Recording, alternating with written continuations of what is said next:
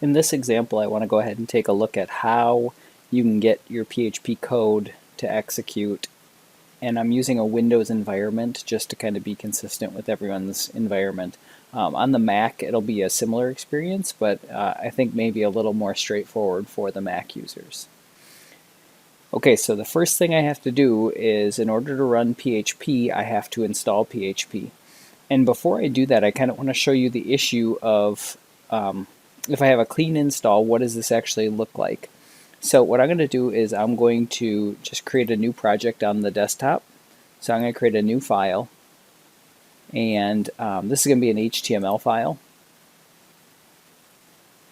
And I'm going to go ahead and save that on my desktop in a folder called PHP demo.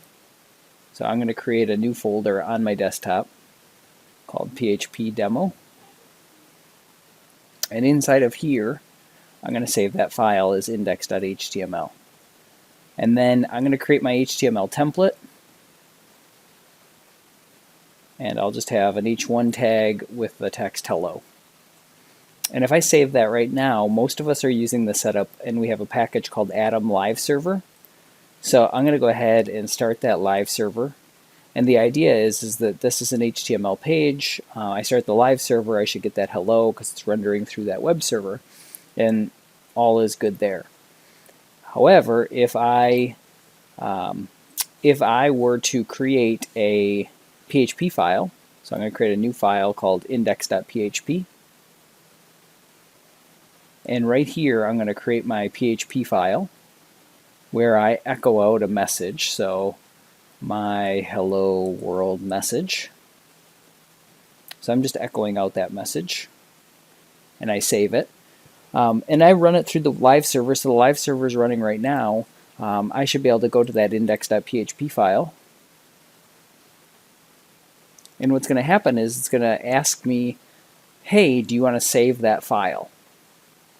Okay, and really what's going on here is because it's a PHP file, because of that PHP file extension, what's going on is my web server that's serving up HTML pages is now kind of throwing its hands in the air saying, I don't know how to render a PHP file, so what would you like to do with it? Do you want to download the file? Okay, so that's what we're seeing here.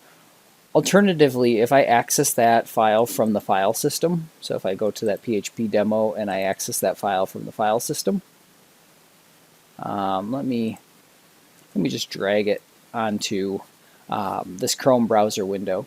You'll notice that it just shows the source code of my file, and it's really not supposed to show the source code of my file. The idea is that this PHP file would execute, and then I would see this text here.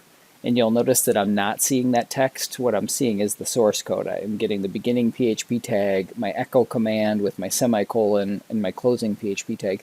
And that's going to be problematic. That's not what I want to see.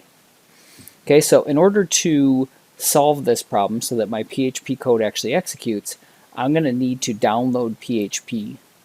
So PHP, there's a download URL, so php.net/downloads. Since I'm running on Windows, I'm going to go to the Windows downloads. And then I'm going to download the zip file. And I'm just saving it on my desktop.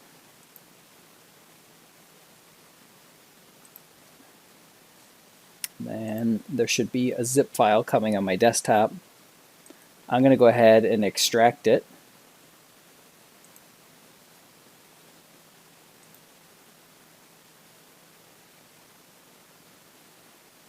And this is the PHP installer. So hopefully that will install, or sorry, extract. I'm not sure what's happening there. So I'm canceling the extract. I'll try that again.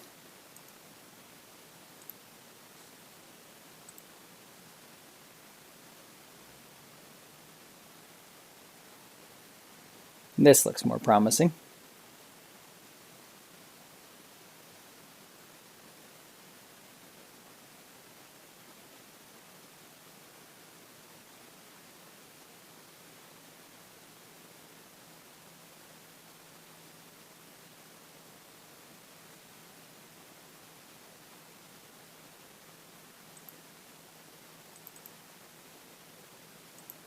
And eventually what will end up happening is we'll have this PHP executable right here.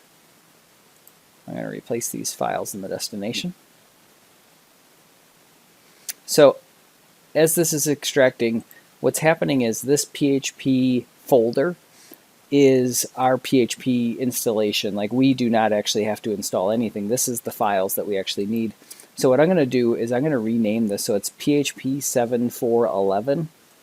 I'm going to go ahead and just rename that folder PHP 7411. I'm going to take this whole folder and I'm going to cut it, and I'm going to move it onto my file system. So I'm going into Program Files, and then I'm going to create a new folder here called PHP. And inside of here is where I will paste that folder. Okay, so the whole folder is right here in my Program Files, and that's what I downloaded and zipped or unzipped. And at this point, I'm able to do kind of the next step of this, which is I want to install a package inside of Atom that's going to allow me to execute my PHP code. So I'm going to go to my File menu in Settings, and then I want to install a package called PHP Server.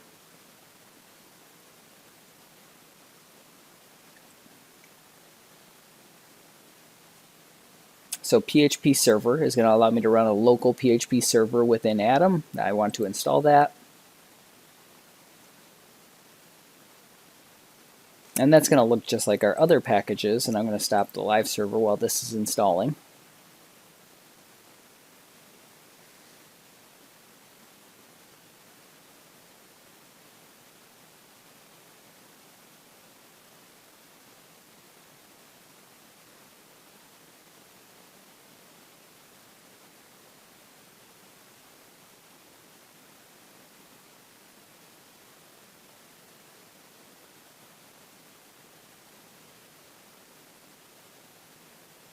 Okay, so now that PHP Server package is installed, I can close Settings.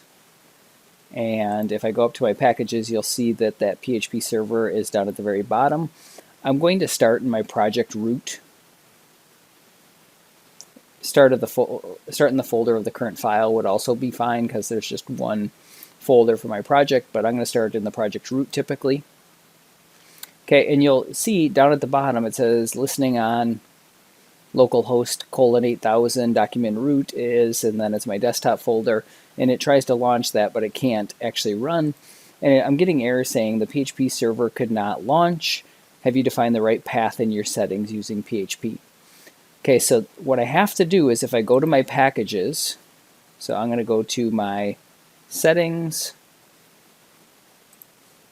and I have some installed packages right now, so PHP is one of the packages.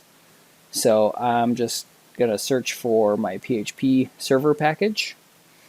It's already installed. I'm going to go to the settings, and one of the settings it's going to ask for is what is the path to the executable. So this path to the PHP executable, we do not have that right now. Okay, so this is the last thing that we have to do in order for this to run. This path to the PHP executable is wherever I extracted those files that I downloaded. So I happen to move them, but that's where that PHP file is going to exist. So php.exe is going to exist right here. So I'm going to copy this path. So I've copied that path, and I'm going to paste that path. And then I'm just going to supply the php.exe file name.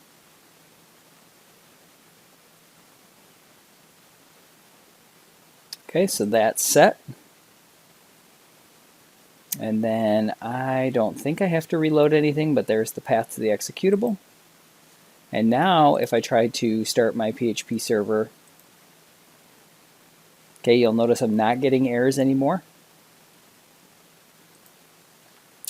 And what I want to do is I want to go to index.php, and you'll notice I get my hello world message, which is the result of this PHP code executing. So I can go ahead and say, you know, I want to change this message so it's customized, and you can verify that it's my message, so I output cub stink there. I can go over to my browser and refresh that page, and you'll see that I'm getting the cub stink output. I'm no longer getting the output of those echo statements. My web server, my browser's not asking me to download a file. Life's good there. So I'm now running that PHP code inside of a PHP web server, and life's working. So this is the basics for setting up that PHP server environment within Atom. That same process would apply on a Mac. So I have to install PHP. I have to install the PHP server package within Atom, and then I've never had to actually add the path on my Mac. It was already done for me. It just worked out of the box. But that's the process on Windows, and it's a similar process on your Mac.